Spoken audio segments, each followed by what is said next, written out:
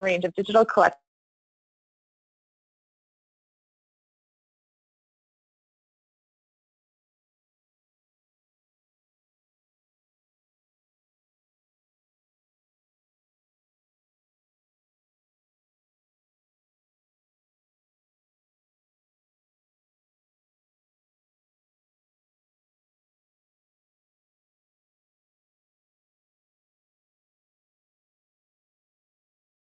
Sage research methods from the librarian's perspective.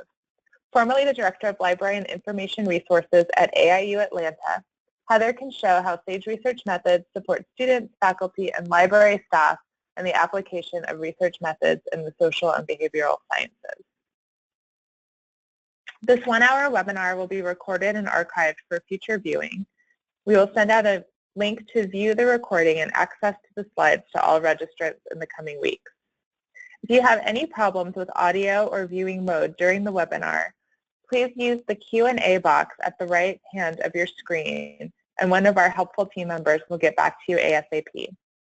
At the end of the webinar, we will have some time for questions from the audience, so please use the Q&A box to ask any questions throughout the webinar that you'd like answered at the end.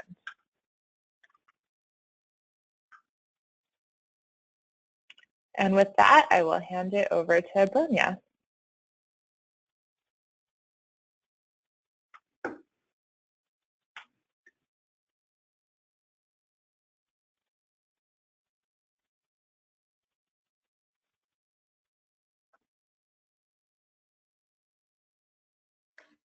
Hi everyone, I hope you can all see my screen okay. As Melissa said, my name is Bronya and I'm the commissioning editor for Sage Research Methods. You'll learn quite a lot about Sage Research Methods during the course of this webinar, and Heather will go into quite a bit of detail about the platform and about our resources. But what I'm going to do is actually kick off this webinar with a little bit of scene setting about post-truth and about some related terms, fake news and junk science. So the fact you've chosen to attend this seminar today is really an example of how important and prevalent this issue of post-truth seems in 2017. The term's been around for a number of years, but it was just last year, in 2016, that it was added officially to the Oxford Dictionary. So this definition you see on your screen at the moment is the definition that the Oxford Dictionaries decided upon in post to the dictionaries. So relating to or denoting circumstances in which objective facts are less influential in shaping opinion than appeals to emotions of belief. So the key terms to note there are objective facts. Bronya, sorry to interrupt, yes? But your audio is coming in and out. Do you want to try muting and starting again and see if that helps? Of course. Okay, how is that? Can you hear me better? Sounds good.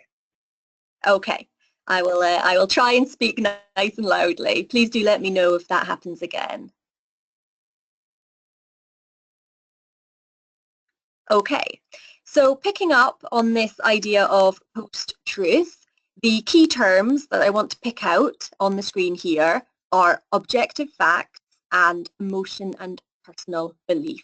So we'll dig a little bit into that. The Oxford Dictionary sets us up to believe that we are allowing emotion and personal belief to override objective facts. But how do we get our facts? Where do our facts come from? And this brings me on to another term that spiked in usage in 2016, which is the term fake news. Just as a note, before I go further, for those of you who are interested in doing your own research into post-truth era and fake news, a great source for finding out about these terms and about their prevalence is the online newspaper publication, The Conversation. So if you Google The Conversation, you should find a good amount of research on these topics, and a lot of what I'm going to say today has been taken from that site. Really great, accessible research. So, what is fake news? Well, let's start with what it's not. Fake news is not just the journalism you dislike. It's not just the stuff that you disagree with. And it's not stuff that's unintentionally misleading. Mistakes do happen. Sometimes information that is incorrect is put out into the world and it is later corrected. So what is fake news? It's the intentional disinformation. That is what fake news is.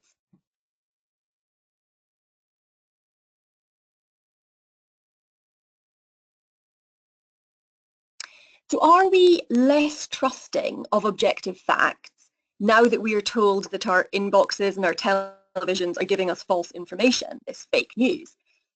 Well, it does seem as though we've been fed false information for a very long time.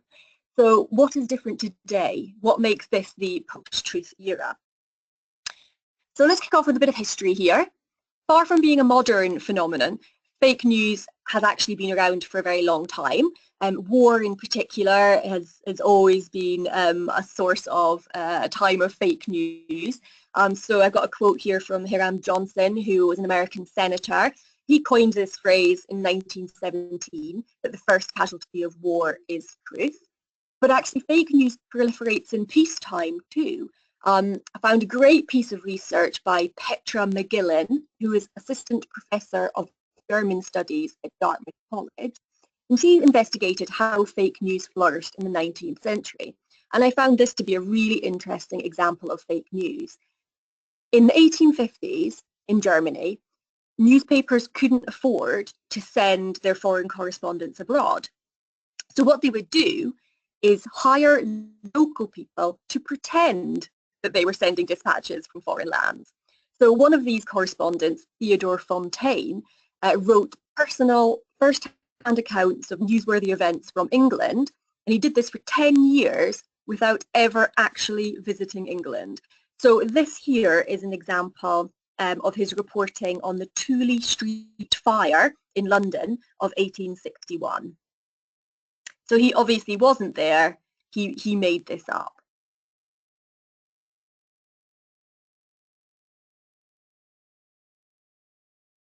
So that's just one example of what we now call fake news.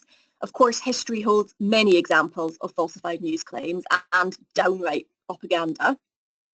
The history of fake news at least provides us with the comfort that we are not the first generation to struggle with differentiating fact from fiction. And it also provides lessons about why we are quite so gullible when it comes to the consumption of falsity and inaccuracies. And I'll get to a bit more on that in a moment. But first I want to talk about what fake news looks like in this post-truth digital world. A key difference between the fake news of old and the fake news of today is that so much of what we consume comes directly from our friends. And I use that term loosely, very much in air quotes. Friends now refers to an extended social media network on the likes of Facebook, Twitter, and Instagram. Pew Research Centre, that's where I got this statistic from, reports that Facebook is the most popular social media platform and that a majority of US adults, 62%, get their news on social media. So actually we are getting our news from Facebook. A key aspect of social media is the sheer speed in which a story, real or not, can go viral. So I have a personal example of this to share, and it's actually a real news example rather than a fake news. And this was last month's very real, scary attack in Westminster, London. So my husband works in Westminster, and I happened to be on Twitter when the first reports of the attack were posted. So within moments of the first reports of these attacks, I was calling my husband to check he was okay. It took me about half an hour to get through to him because he wasn't answering his phone. But when he did answer his phone, he had no idea what I was going on about because he hadn't even heard that these attacks had happened. He was about half a mile away from this horrible tragedy, but the news hadn't reached half a mile. However, it had travelled worldwide. So that's a real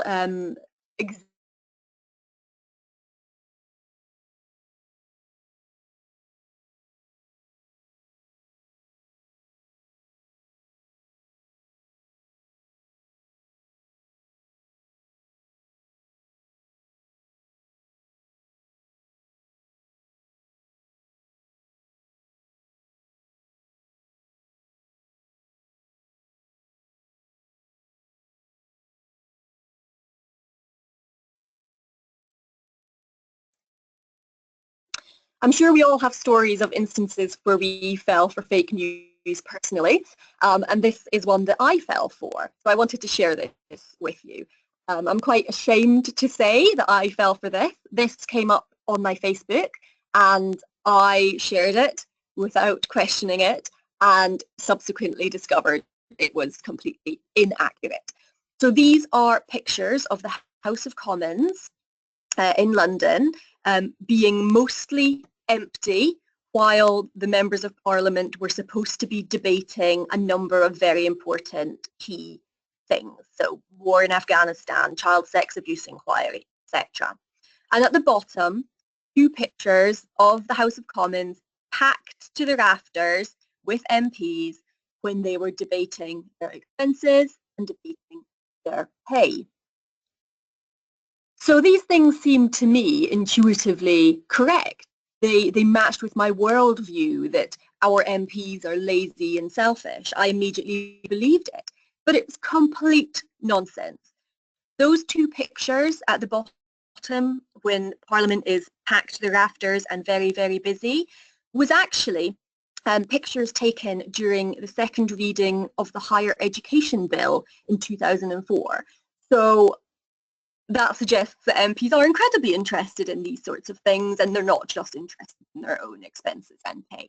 Somebody had simply put inaccurate information on the pictures. So why do we fall for it? We should know better, right? Apparently the effect at work here is the illusory truth effect. So that's this idea that the more we are exposed to fake information, the more likely we are to believe it. So for me, in this instance, several of my friends had shared these pictures. I was exposed to it a number of times and I simply believed it.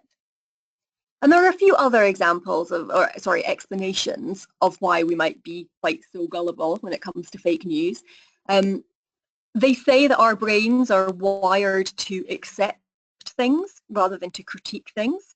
So we're more likely to believe something than we are to be skeptical of something. Another factor that works against us is cognitive dissonance. So that is the tension we feel when trying to hold two conflicting thoughts at the same time. We tend to dispute the new fact if it does not match with our existing beliefs. So rather than question our existing beliefs, we simply look for facts that match with them. And this, I think, is why this post-truth world, where you make you choose your facts based on your belief and personal belief and emotion, is quite so dangerous. And finally, there is this idea of acceptance in your social group. So once again, Facebook, a scary example of how this works. So I want to trust my friends. So if my friends share a story on Facebook, I am more likely to trust the story because I trust my friends. And I'm less likely to challenge them because I don't want to distance myself from the social group. So I want to turn now to something a little bit different. And this is this term junk science, which is another term that is thrown around. But what is it? How does it relate to fake news and the post-truth world? So junk science is a term used to denote a false piece of information that typically arrives with some sort of sheen of scientific credibility. So the source might be real. It might be an actual scientific journal from a reputable publisher, and it might be information that is spread by seemingly intelligent individuals with PhDs and lab coats, but it doesn't make it any more true. So I want to talk briefly about two types of junk science, so spurious junk science and fraudulent junk science. So I will share examples of both of these in a moment. But the key thing about spurious is that it refers to a line of reasoning that seems valid and in fact may very well be valid in some contexts, but the key thing is that it's been generalized beyond its unique situation. Whereas the downright fraudulent, well, that's just where an academic or researcher has manipulated or simply made up their results. And that's obviously one of the most dangerous types of falsehoods. It's providing incorrect facts in the guise of objective facts. So it's particularly dangerous because once a scientific knowledge claim is established, it can be very hard to reverse its entrenchment. As we've already said, we are prone to dismiss facts that do not fit with our existing beliefs. So if you believe the initial falsehood, especially if it comes from some scientific journal, you believe that initial falsehood, it is very hard to persuade you otherwise when that falsehood is proven to be so. So a quick point to make is that junk science is not necessarily about being wrong. You can be scientific and be wrong. Scientists are wrong all the time. It's part of science. Science is hard. We get it wrong sometimes, but you can be wrong in a valid scientific way, using thorough and thought out scientific principles, and that's okay as long as what you're doing is not representing your science in a way that's meant to mislead. Okay, so in a moment I'm going to hand over to Heather, and she's going to talk more about how we can become critical evaluators and consumers of information. But before I do that, I want to show you two real-life examples of science so that you can really understand what I mean by these two terms.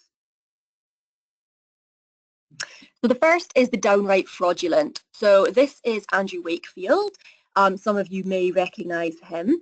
So he was struck off the UK Medical Register for publishing a fraudulent research paper claiming that a particular vaccine caused autism. At the time of its publication, this was obviously huge news, and I'm sure some of you will have heard it at the time. In fact, it became such huge news that it solidified into an objective fact. People believed that this was true.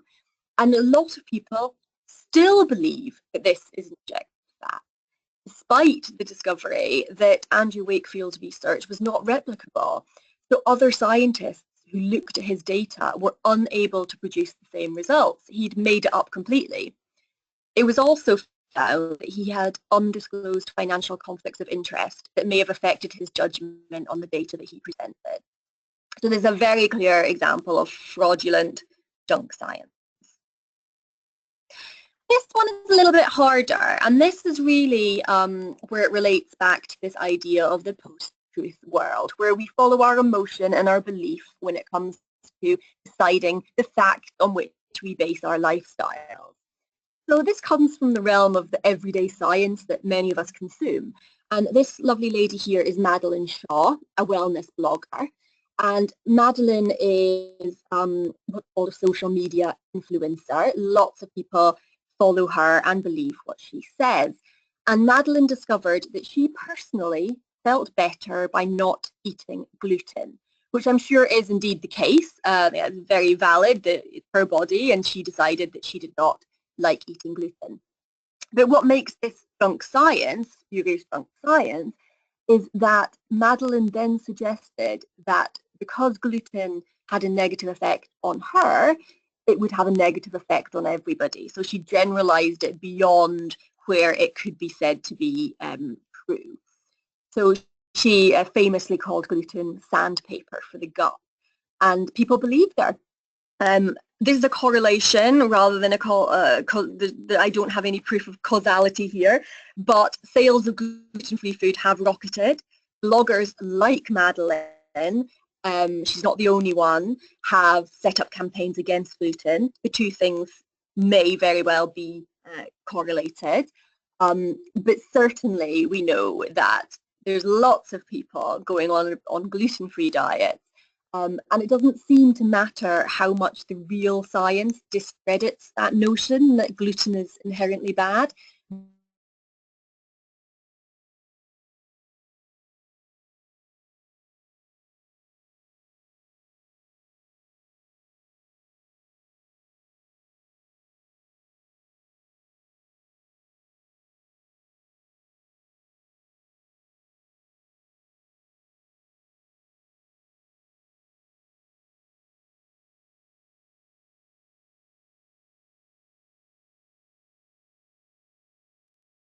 Over to you, Heather.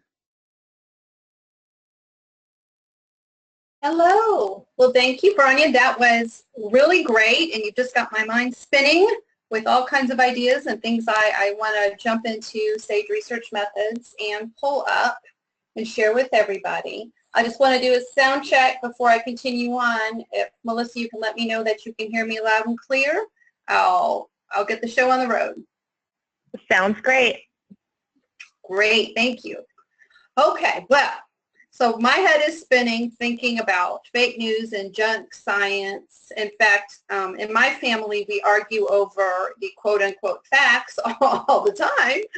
And it's always dicey for me because in my role here at SAGE, I spend my days teaching my colleagues in libraries as well as faculty and graduate students on the importance of being conscientious researchers and conscientious consumers of research and using our due diligence, all in the context of our wonderful suite of resources, SAGE Research Methods. And for those of us that are not familiar with SAGE Research Methods, it's a suite of resources, both content and tools to help you manage your research process, tools to help you educate students in the classroom, whether online or in a traditional classroom. So tools to get the word out and share the content that you've pulled together in a particular research method, a particular topic, for a particular discipline, etc. That'll, I promise, make sense once I jump in here. But it's a suite of resources to support researchers in their work, meaning it's here to help us plan our research, organize our research, decide which methods we're going to apply to our research, learn how to write our research, get published, present, etc. But of course, what we really care about is making sure that we are always doing our due diligence and that we are working towards becoming as credible as we possibly can, right? So, you know, as you were talking, Bronya, I was just thinking that really credibility is kind of a subjective term, right? And the quality of research really can only be determined if we know things like which questions were asked, why were they asked, right? What evidence was gathered to answer the questions? Who asked the questions? Who gathered the evidence? You know, how was it then gathered and analyzed? Under what conditions was the evaluation undertaken? So this suite of resources can really help us focus in and make sure we are being the best researchers and consumers of research we can be. So I'm going to start here. One of the great things about this tool, this platform of both content and research tools, is that as an end user, whether you're a student, faculty, actual practitioner of research, librarian, you can create your own profile. And that's, I mean, that's pretty common in most online resources these days, right? But the reason it's special here is that you're able to do something called create these reading lists. So you can develop reading lists, which are content, curated lists of content that you've hand-selected from the suite of content here and pulled together for a particular reason. I have a lot of lists because, again, this is what I do, how I spend my days. These are all lists that I've created in my work with faculty and librarians and researchers, helping them quickly identify the content that would be of most use to them in their current work or project, helping them map content to a course they're about to teach, etc. And listening to Bronya's presentation today, I quickly whipped up, because one of the great things is it's really easy to use this resource, some content on conducting research in the area of autism and vaccines. So that's what we see here. This is a list I created. I can click here to view the details, the content that I've added to this list that I'm still building here. You see it's a variety of content, including case studies, which happen to be my favorite content type, handbooks, right? This is one of my favorite titles right now, Credible and Actionable Evidence, the Foundation for Rigorous and Influential Evaluations. Really, really a great read. But in any case, I've pulled together this content for this on my list here. And currently this list is private, meaning it's for my eyes only. But I can make it public. And what that means is that it will be searchable, discoverable by other end users of this resource. So one of the great things about not just SAGE research methods, but about SAGE is just that, you know, one of our missions is to support social sciences research, to support the greater research community, and I can't wait to show you method space in a moment, but really to share our work, share our recommendations with each other. So when you make your list public or publish it to the site, that means it's discoverable by other researchers. So for the rest of you that are interested in what Bronya, you know, just shared with us, you could, now I've made my list public. You could jump on SAGE Research Methods, search for my list, and see the titles that I've pulled together. I can also grab the embed code for this list and copy and paste this code in my blog or my website or my class if I'm using something like Blackboard, etc. I could share it out. So I can email it to you. I can say, hey, Melissa, I think this is a great list of resources on autism and vaccine research that you're talking about conducting. I can email this to her, or if I'm feeling really excited about it, I can Facebook it or tweet it or pin it, right? All of those great social media tools. And of course, we can edit our list, grab citations for everything on the list, and delete the list. So that's my really quick explanation of the power of these lists. Right now we're looking at the list creator view, which is me. I'm logged in as myself. But when we go up here under research tools, I want to navigate to the landing page for reading lists. So this is the landing page for the searches that we can do. And this is where we can search the lists that other folks have created and made public to the site. And we can either do that by a keyword, or if I scroll down here a little bit for you, you can see you can browse by method or even by discipline. I'm going to go ahead and browse by method, research ethics, since that seems to be the topic of the day. And so when I pull this up, I see 94 end users, as of right now, have created lists and made them public to the site. So they're discoverable by all of us. Okay, so I'll just quickly scroll down here. And the nice thing is, oh, here's bias. That sounds like a good one. We can click here. We can review what this lovely lady here has pulled together and is recommending. We can get citations for everything on her list. We can embed the list she's created or share her list out, or even make her list one of our own. So that's the power of creating these lists and pulling content together and being able to share it out and make it discoverable to other researchers on the site. All right, so I'm going to go back to the main landing page.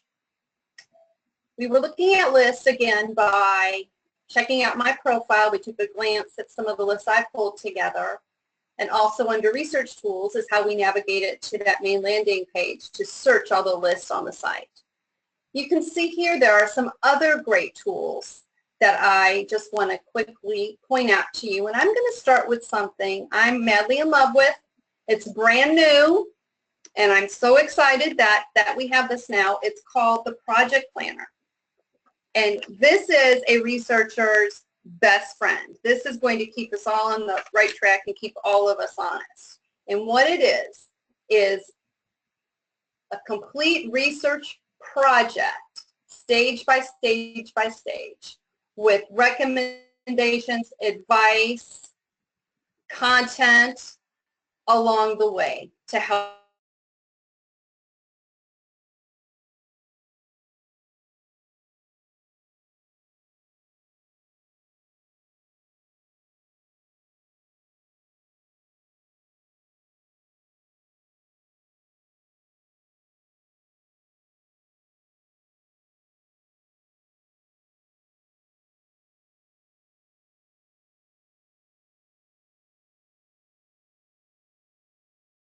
We can, of course, get our citation for this part of the planner, add it to a list, share it out, download it in PDF.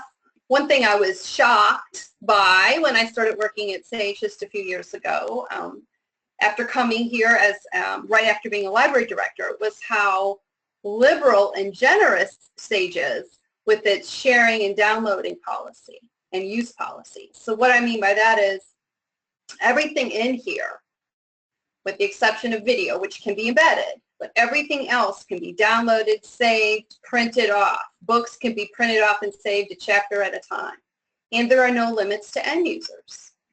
So you can, as many folks can be using a certain stage or section in a stage of the project planner as they like. No one's going to be denied access. So if we scroll down, you know, we can look here and say, well, why do we do research? What is the difference between research and just searching and pulling up random facts, be they true or not, right? So many people think Googling a term or your idea is research. And it's not exactly that simple, right? So this really breaks down for the researcher what the difference is, what it's about. What is your goal, right? What methodologies are you going to use? And we can work our way through the entire planner. I'm going to jump to research ethics, which is one of my favorite areas to review. And some really great guidance and help here. Such thing as, well, how do I know that my research is ethical? How do I know that I'm doing the right things? Right? How do you know that I'm not somehow, even if I'm not aware of it, misleading or tainting or using bias in my research? So anyway, I could spend all day talking about the project planner. I happen to just be mad about it, but it's really a great and useful tool and helps guide the researcher every step of the way to make sure that the research that we're producing, right, is as best as we can make it. We're doing our due diligence. I'm going to go back to the main landing page now. Let's look at a couple other research tools here I want to point out. There's something called the methods map, which is a really great guided tour of all of the content in here, starting from the point of view from the different research methods that one might use, and finding and discovering content tied to those methods along the way. So the nice thing is it's a guided tour. You don't even have to really know where you want to begin. You can just navigate your way through the map. So perhaps I'm going to go here and say, research design. What is that about? When I navigate to research design, up here I will have the definition.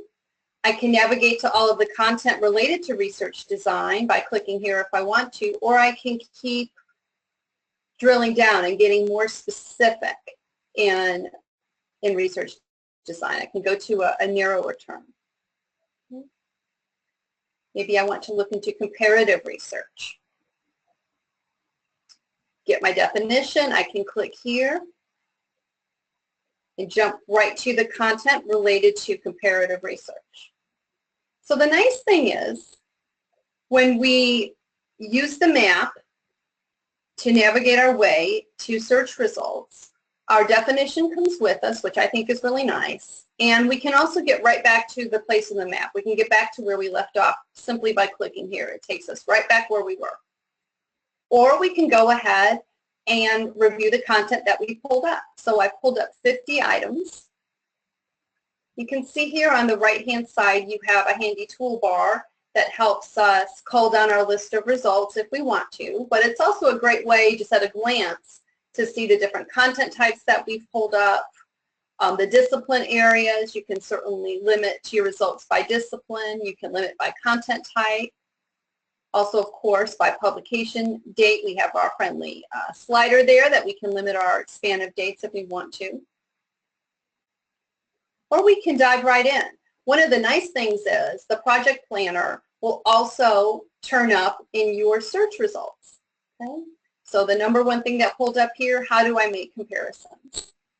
And that'll take us right back to that section in the project planner. So that is the beauty of the map. A nice guided tour gets you where you're trying to go really seamlessly, and it's a great way to discover methods that perhaps you were unaware of. And last but not least, the Which Stats test. And I think about this all the time when it comes to comparing different sets of data, right? So this is a great test to help researchers figure out, what is the best statistical test for me to use here? What's the best tool for me to use? So what we do is we just quickly run through these questions. Perhaps I'm looking for an association between variables. Maybe I'm looking for that association between, vaccinations and autism, for example. And I'm trying to measure the strength of those associations. We'll just say it's interval ratio. We'll say, yes, they're normally distributed. And so the recommendation is, based on the answers we just quickly provided, is Pearson's correlation. The nice thing here is it's not just going to give us a recommendation as to the type of test, but we have some really great examples here through data sets. So one of the great content types here are data sets. So data sets I think of as great tools for practice, for researchers to practice with. And what they are raw data, including some guides and instruction and advice from actual real-world research projects, from trusted partners such as the Odom Institute or individual researchers that have published with SAGE and with others, of course. And what they are, let me scroll down here a little bit. We can go here to sections and get a breakdown. But they're an overview of the project, the data that was collected in the project, how it was collected, because all these things are very important, right, when we're talking about credibility. Okay, and then how do you work with the data and manage the data? And the nice thing with data sets, as I said, is they all come with instructions, some help, guides, code books, the data files, which the researcher can then download and use to practice with and learn how to work with, in this case, the Pearson's correlation coefficient. Now, one nice thing I should point out, since it's staring right at us, is that as we're working our way through SAGE research methods, every time we pull up a content type or an item, we're going to get this little box here that's going to give us some recommendations. Maybe we want to then jump on the methods map again and start where Pearson's correlation coefficient lives there on the map. Or maybe we want to see what other related content is available here. And then the nice thing is SAGE recommends, which is this green button over here that's kind of been shadowing us as I've been working my way through this data set, is actually a tool now that I'm really excited about, because what it does is it goes and grabs related content across all of the SAGE platforms. So if you have SAGE knowledge titles, those are going to pop up, or SAGE journal articles, etc. So it's a really great way of discovering other relevant content without having to, jump from platform to platform to platform. It's going to pull it all together for you and just take you right there. Okay, we go back to the main landing page here. And again, we were just doing a really quick run through of the research tools, being the map, the reading list, the project planner, the Which Stats test. want to talk a little bit about the content types. I'll scroll down here for just a second, just to give us kind of an overview of the different content that lives here. And then I'm going to do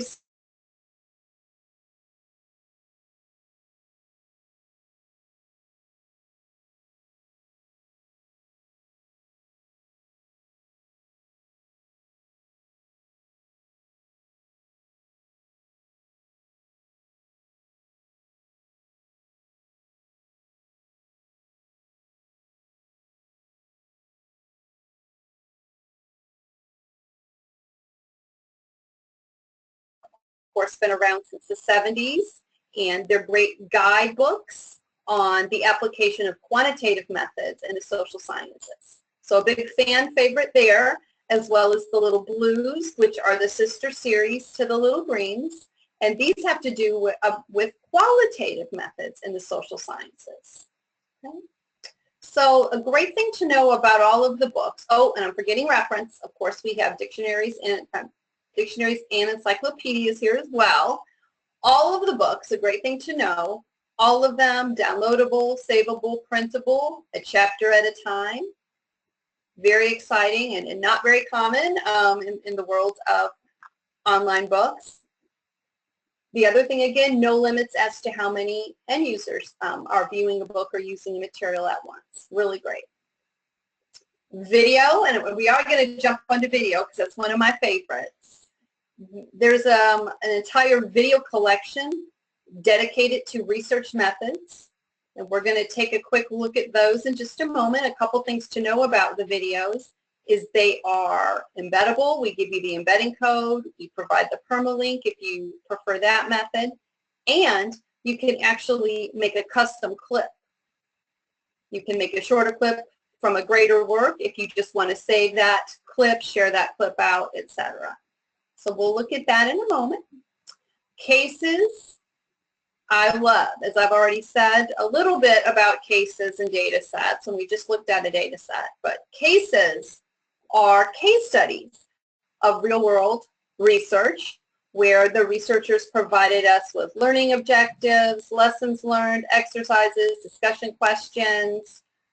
Outstanding. So it puts some reality around the theory. It shows us how this research project was actually conducted, how the researcher felt about it, how it turned out, lessons learned, maybe some advice based on, maybe they would make different choices if they had to do it over again. I absolutely adore the cases. And then, of course, we've already taken a quick look at the project planner. A nice thing about this platform is you can actually pull up content that's most popularly used by discipline area. So, for example, if we're really interested in health, that's our discipline, our area of interest, we can click here, and we're actually going to get a nice little quick overview of what research looks like in the discipline of health. Some key terms and methods are going to be pointed out here to us, and we can select any of these and it will take us to the content related to those terms or methods. And then there will always be a recommendation for a title or a work that you really should know about if you are studying in the area of health or a researcher in the area of health. Okay, so it's really nice to sort of have these landing pages here based on discipline. All right, well, I can't stop myself, so I'm going to start doing some of these keyword searches that I've been thinking about, and let's see what we can find out. All right, so a few things that I thought about as Bernie was talking were things like, let's try food and attitudes. That gluten had me interested. So let's see if we were a researcher trying to conduct some research on maybe food and attitudes. Where would we start? What could we find out that might help us out? And I see we have a bunch of results popped up, over 1,400 results. So food for thought, attitudes to innovative food technologies. Well, that would definitely be interesting. Okay, so we see several books here. That would be helpful to us. But we can also decide, well, 1,400, that's a lot of stuff to wade through. So we can limit it here by content type. So what I'm going to do is expand out here books and see exactly what kind of books we're talking about. And I'm going to say, well, I don't want to see all those books. Maybe I just want to see those little greens that we know and love. And I'm not interested in reference right now, perhaps. Maybe not journal articles right now. I do want to see those data sets and cases and video. So I've just quickly limited, right, by unchecking there. And I'm going to scroll down and see what kinds of cases we have. These look really interesting. And what these cases can do is, there's probably not going to be a case on exactly gluten, right? May or may not, I don't know. But I can try to find a case or a video or something that's going to give me an idea of research, a method that I can replicate or use or apply to my research on gluten, and why was it easy to convince people that a gluten-free diet will make everyone feel better? Not that that isn't true, but we all were really eager to believe that, myself included. So maybe I want to find out what that's about, or how I could conduct some more formal research related to gluten. I'm going to take those videos out for just a moment.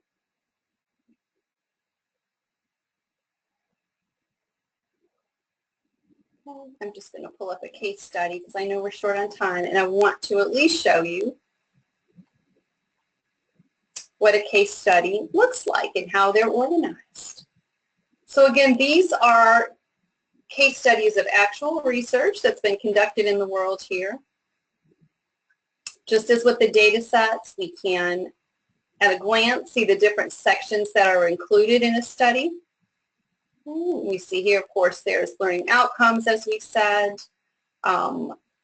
exercises and discussion questions, recommendations for further reading, etc. So step-by-step description of this research, how it was conducted, how it turned out, right?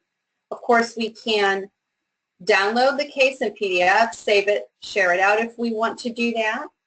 And again, we have our little window up here that helps us identify any other related content or jump to our place in the map, find those published articles related to this case. I want to try another search here. I'm going to search for spurious correlations and hope I can spell it correctly. Ooh, that looks promising. Tyler Vegan's spurious correlations. Well, we've got to check that out.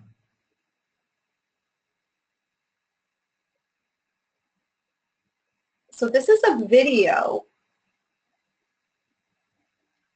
and there are several great things to point out about these videos. First of all, just like with all the content in here, of course, we can get our citations in the 4 formats we all know and love. We can get our citation in the correct format to be used with our citation tool. Of course, we can add this content to a list. So perhaps I'll add this to that autism and vaccines list that I'm now working on. I can, of course, share this out if I want to. Here, I get my embedding code. And I could decide if I want to embed the entire video or just a segment of the video. I can also grab my permalink here if I want to. And then, of course, we have our embedding code here in 3 different sizes down here at the bottom of this window for you. Just grab it, copy and paste, and you're good to go. The player's really simple to use. I'm going to start us playing here just so I can demonstrate the rolling transcript. So one of the really nice things is that the transcript rolls along with the speaker or presenters, which we'll see in just a second here.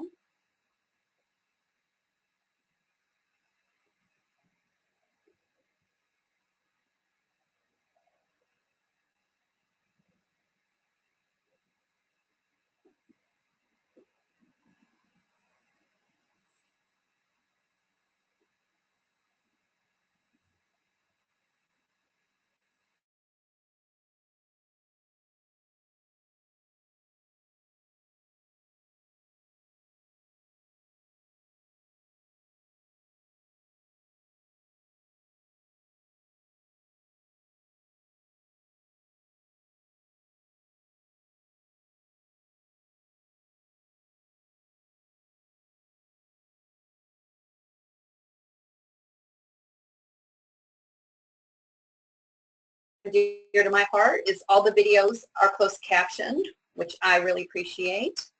And you can also, as I said, create that custom clip. Super easy to do.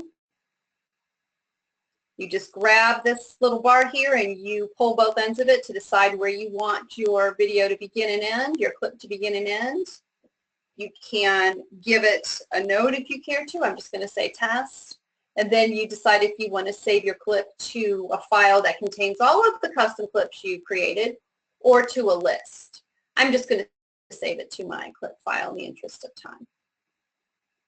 So the videos are really outstanding, and of course you can also get to other related content on this platform. You can jump to the methods map. Again, Sage Recommends is always following us wherever we go, so we can get to more information on this topic across platforms. So videos, really, I love them, and I learn something new every day by watching them. In fact, I'm going to go back and watch this entire one here on correlation and causation. Okay, so I feel like I'm giving you a whirlwind tour, and I think I am, but I don't want to forget about something that's very exciting. There is something called method space. We can get to it from Sage Research Methods, right? It's noted here at the bottom of the page. But it's also something that you all can join, anyone can join. And it is social space out there in the world supported by Sage for the sole purpose of bringing researchers together.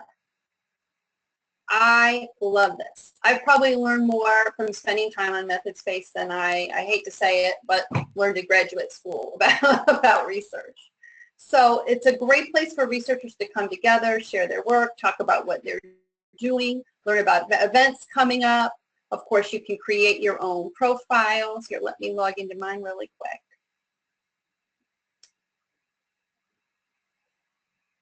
And well, there we go. New Public Data Lab's first output, Field Guide to Fake News. Definitely going to check that out. So I really highly recommend, if you don't belong already, really spend some time and check out Method Space. I think you are absolutely, you're going to love it. Of course, you can join different groups. There are very active groups here. I belong to several of them. You can join discussions or view discussions that are going on and see what folks are talking about, etc. You can navigate and see what events are happening in the area of research.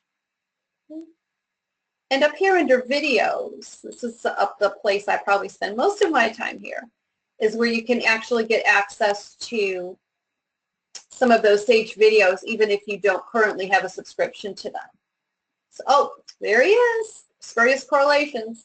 So you can check those out for free, and I highly recommend it. I think you're just really going to enjoy and be really excited about, you know, the community that you see here, and of course the quality of the advice, the quality of the content that's shared here on Method Space.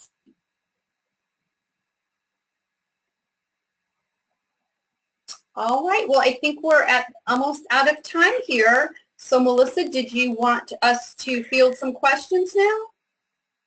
Yeah, we're at our last 5 minutes. Thank you, Heather and Bronya, for your fantastic presentations. And I just wanted to give one more chance to see if there are any questions coming in from the audience.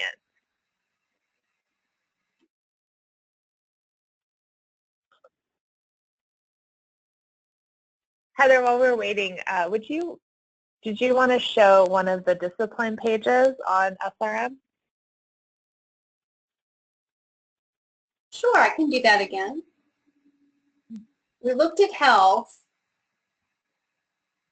Here, let's look at social policy and public policy.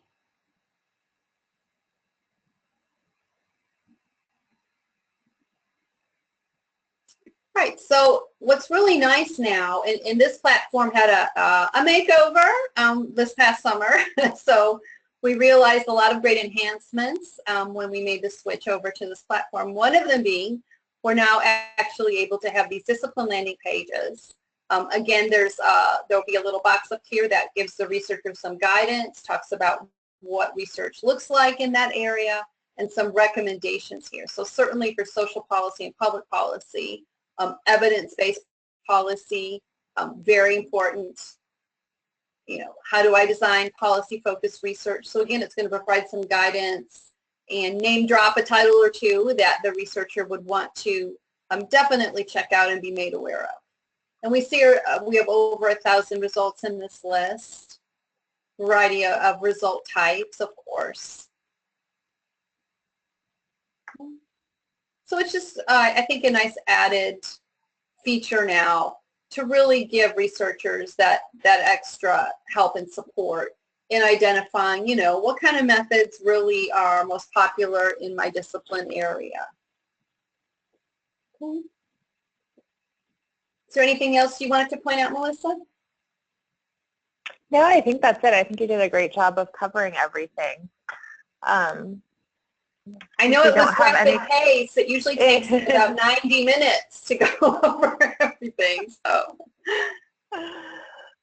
I just want to thank everyone for joining us, and a special thank you to our speakers. In the coming week or two, you'll receive an email that includes the recording to this webinar. Will include Bronya's slides, and you will get an opportunity to trial SAGE research methods. So if you want to dig in yourself to the platform and see what kind of content is available, you'll have that opportunity as well. So thank you to everyone, and have a great day.